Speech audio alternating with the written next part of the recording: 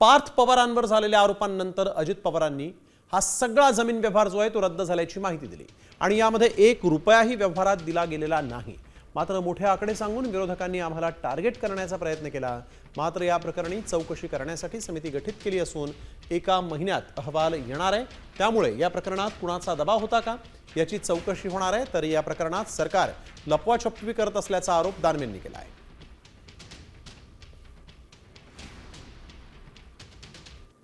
या व्यवहारामध्ये 1 रुपया पण दिला गेला नाही, तरी मोठे मोठे आकडे सांगितले, मोठ्या मोठ्या गोष्टी सांगितल्या गेल्या आणि विरोधकांनी पण आम्हाला वेगवेगळ्या पद्धतीनं टार्गेट करण्याचा प्रयत्न केला। साहजिकच आहे, विरोधक त्याचा बदनाम म्हणजे आम्हाला टार्गेट करण्याचा प्रयत्न करणारच, तो त्यांचा अधिकार आहे, त्या खोलात मला जायचं नाही।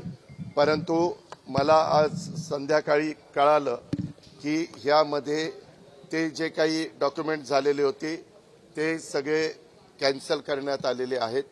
जो काही व्यवहार झालेला होता तो कॅन्सल करण्यात आलेला आहे। सरकारी जमीनच विकली 40 एकर, ती पुण्यातली कोरेगाव पार्क मधली।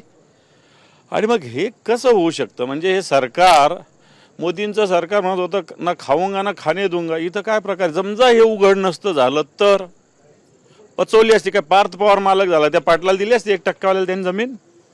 99 तो म्हणला असा 99% माझा शेअर आहे, 40 एकर पैकी 99% शेअर माझा आहे, माझी राहिली। त्यामुळं राज्य सरकार लपवाछपवी करतंय, बनवाबनवी करतंय, फसवेगिरी करतंय आणि याच्यावर पार्थ पवारावर कारवाई झाली पाहिजे।